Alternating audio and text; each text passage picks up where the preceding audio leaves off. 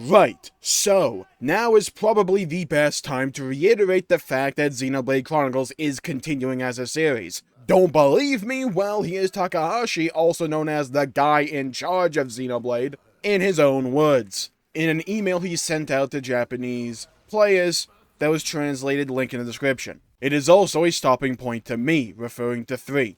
This title depicts the conclusion of the Xenoblade story that began with Klaus's experiment. While it is a conclusion, that does not mean it is the end of the Xenoblade series. It is just a stopping point in my mind.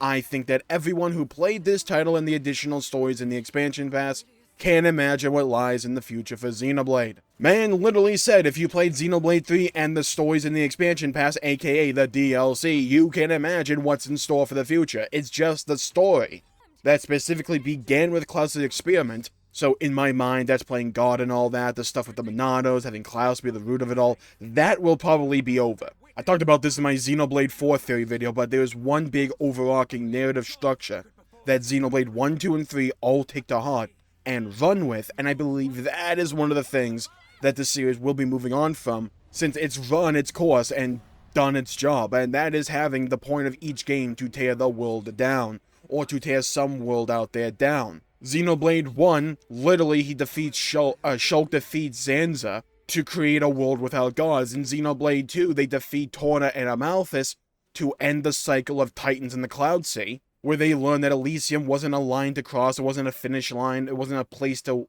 get to, it was a castle to build in their own new world. A metaphorical castle. Xenoblade 3 is especially on the nose with this, where the whole point is to end Ionios as a concept, and one of Noah's battle lines is literally, I'll tear it all freaking down, without the freaking. But here's where things get a little bit more interesting. In an Ask the Developer Volume 6 interview, Takahashi also said this: "We have talked about this title in terms of it being the culmination, closure, or summary, and this title is in reference to Xenoblade 3. But it has been approximately 15 years since we began development on the Xenoblade Chronicles series. I feel that this game represents everything we have done so far, and is filled with answers to all of our questions. At the same time, we have taken on a variety of new challenges in this work, and I believe that we were able to implicitly share a glimpse of what Monolithsoft wants to achieve in the future. I think imagining what Monolithsoft's future games will look like while playing this title would be another way to enjoy it." Says it right freaking there. Also, this is the 3rd title in the series. Notice how he doesn't say final. But you can, of course, enjoy it on its own. We believe that both newcomers and those who have been playing the series for a long time will enjoy this title. We hope you will give it a try. Later or earlier in the interview, whichever one, Takahashi is asked if the setting of this title is linked to the first and second entries, does that mean that the story continues through all 3 titles? Takahashi replies, "No, the stories of 1, 2, and 3 all stand alone. Although some elements and designs from 1 and 2 will appear in its 3rd entry here and there, there's no need to have played the first and second games to understand the story or how to play. However, since this is a series of works, the underlying theme is consistent, and in each case, the story unfolds based on the relationship between foreign things. Also, I used the word culmination earlier, but this title brings together all the themes that have been developed over the past 15 years since 2007, when development of the first title in the Xenoblade Chronicles series began, as well as the gameplay systems that have been developed throughout the series." Yokota follows this up with, "So by quote-unquote culmination, you don't mean that it brings closure to the series, but rather that it rounds out the trilogy thematically." Takahashi replies, "Yes, that's right. I guess you can say that this is a summary for moving on to the next step in the future. The story of Xenoblade Chronicles isn't over, just we are moving on to the next chapter, and I believe that they have been teasing one of the major antagonistic forces for a few years, and they are seemingly returning in Future Redeemed. The Fog. Bit of an interesting enemy, huh? They just randomly showed up in Future Connected, weren't really addressed in 3, they were kind of hinted at, but sure, there were theories that the Black Fog had some kind of connection, but nothing was concrete. But then we get to the teaser trailer for what would eventually be revealed to be Future Redeemed, and we saw Alvis standing in front of what appeared to be a fog gate straight out of Future Connected, donned in not just the Monado one from Xenoblade 1, but also wings we've only seen from Zanza from the same game. So questions arose, and I made my theories about why Alvis would have paraphernalia only seen with Zanza before. Maybe he was being controlled by a fragment of Zanza that remained. Maybe he held on to the Monado 1 after Xenoblade 1, and made us think he used it to create a new world, when in actuality, he put it in his back pocket for future use. Maybe the wings weren't special to Zanza after all, just a result of being that in tune with the conduit. Maybe Alvis just thought they looked cool and wanted to dip his toe in cosplaying. We talked about the possibility that the conduit went to the world where the Fog Beasts originate at the end of Xenoblade 1 and 2, when it phased out of our worlds, went there and caused a whole bunch of mayhem, thus bringing in the Fog Beasts. Those were all potentialities for what could explain Alvis or the Fog. Well, the new trailer and little videos that they've been posting to Twitter have turned a lot of that on its head.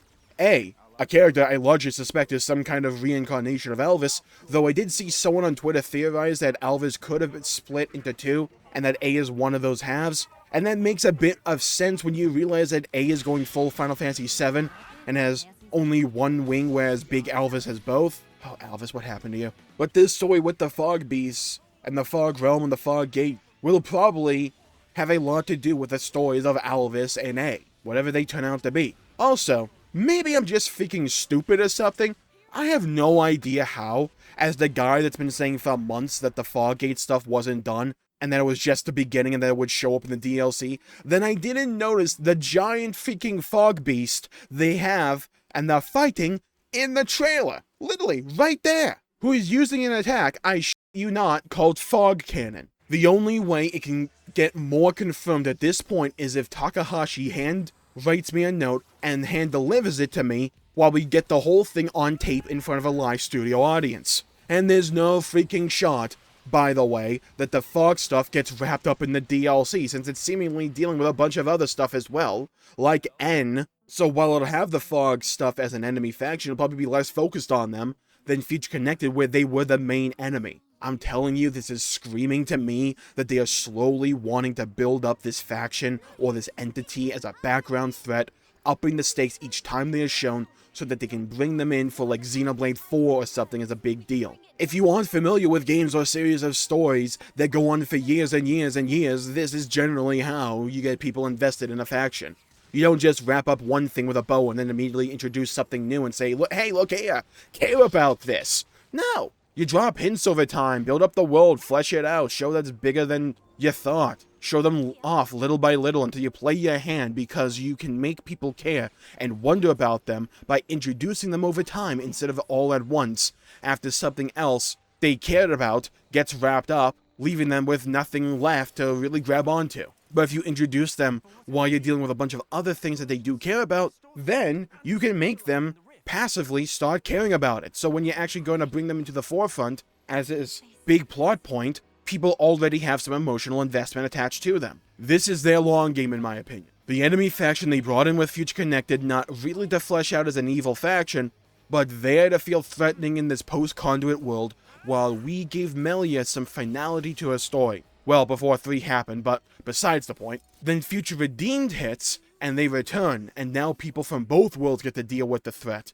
that seemingly is connected to Alvis or question mark, whatever the hell they want to call him. I've said this on stream before, that I am not going into the DLC looking for all the answers to the questions 3 posed or left open-ended, because I genuinely don't believe we will get them. I believe it will serve as a door, more than anything. A door we walk through to wrap up the story that began with Xenoblade 1, went to 2, then Torna, then Future Connected, then 3, and now Future Redeemed. It will serve as a door for us to walk through and close behind us, wrapping up those narrative themes and world devices as we look forward towards the unknown and something new. Perhaps the characters will follow us, maybe they won't. I imagine they will. But these new unknowns we face afterwards in Xenoblade will be on the other side of the door, with new stories and themes for us to digest and experience. Oh, Jmulls. Nice bit of poetry there, but don't you think you're talking out your ass here? Well, honestly, I got that. And yeah, maybe it would be a bit out there. You know, if the song in the trailer didn't talk about just that. Yeah, I'm not joking. At the very end, you know the second half of the trailer where it cuts to Niall having sad catgirl hours as the song that sounds most like a Xenoblade ending theme starts playing? Yeah, did you pay attention to the lyrics there? I tried to write them down as best I could, so let me just reiterate them real quick for you. You're standing at a loss, in front of a door that's been closed for so long. With your foreseeing eyes, what do you see?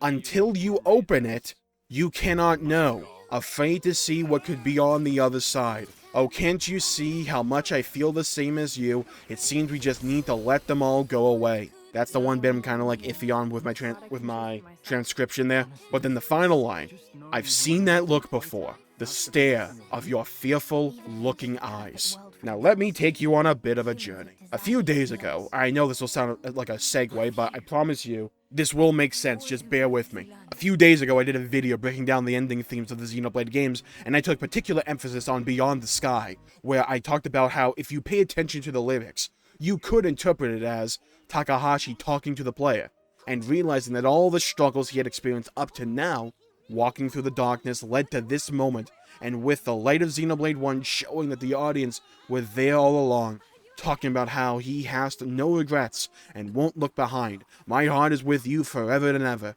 No, I won't let you go. I will hold it in my arms. Oh, this light was you. I know it now. Beyond the sky, there's new place you'll see. I came to you to share our dream together. I won't let us part. There's no place to be. My heart is with you forever and ever. You can take from that Takahashi said he will always be there to tell his stories, and that the light he was looking for was all of us, and that he came here to share our dream together of these whimsical, magical, epic worlds and stories, that he won't let us part and all that. And if you look at the lyrics we have so far of the new presumably ending song for Future Redeemed, let me reread those lyrics again, at least the best I was able to hear. And let me know if they start to sound a little bit different here for you. You are standing at a loss, in front of a door that's been closed for so long. With your foreseeing eyes, what do you see? Until you open it, you cannot know. Afraid to see what could be on the other side. Oh, can't you see how much I feel the same as you? It seems we just need to let them all go away. I've seen that look before. The stare of your fearful looking eyes.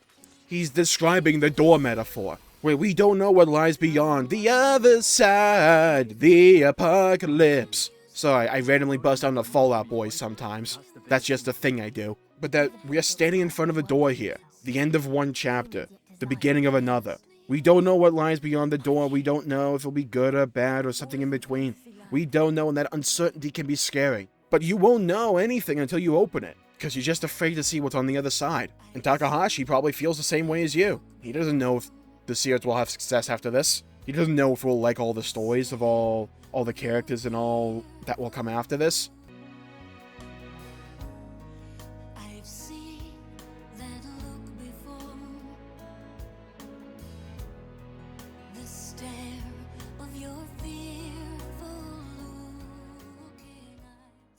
I've seen that look before.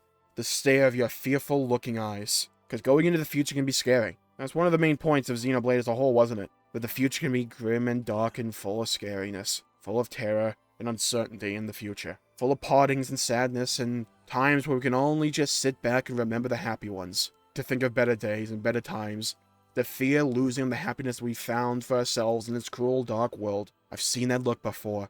The stare of your fearful looking eyes. As one chapter closes and another begins, it can be honestly the scariest part of our lives sometimes. Just that unknown, that fear the unknown, fear the dark. But, like he says, we won't know what's beyond it until we step inside. We open the door, close it behind us, and we continue to walk forward. That door's been closed for so long. Maybe it's about time we open it and see what's on the other side. The apocalypse! See, I told you. I feel weirdly happy about having that realization, and maybe I'm just wildly overthinking it. But honestly, I don't care if I am. Because I like that interpretation. How the songs come full circle, with us leaving one chapter behind to move on into the next. Personally, I like that. It feels and sounds like something Monolith would do, and what Takahashi would do. They have this massive tendency to have stories and themes and little details come full circle. Like Xenoblade 1 and 2 beginning and ending on Gramps' back. Xenoblade 1 beginning and ending on Colony 9. Xenoblade 3 beginning with the people of Agnes and Kevis being separated and ending with them having to separate. The world being a literal freaking circle. They love having their poetry in these games and having everything come full circle. for things to be a nicely completed package. Maybe this is one of those times. We're just going to have to wait and see. But I think I'm on to you, Monolith. I think I see what you're trying to do for the future. And hey, I'm looking forward to it. Having a story all about these two worlds struggling to find each other once again to make each other whole. I'm down for that. Sounds like a freaking good-ass story. They're coming together, camaraderie, unity. Yeah, I'm down for that. Show me what you got. Thank you all for tuning in. My pleasure making the video. If you enjoyed it, please leave a like and subscribe. It really helps the channel out and helps support future content, and I greatly appreciate it. And hit the bell icon to be notified when I upload in the future, because I will be covering this DLC extensively. Don't you worry about a thing.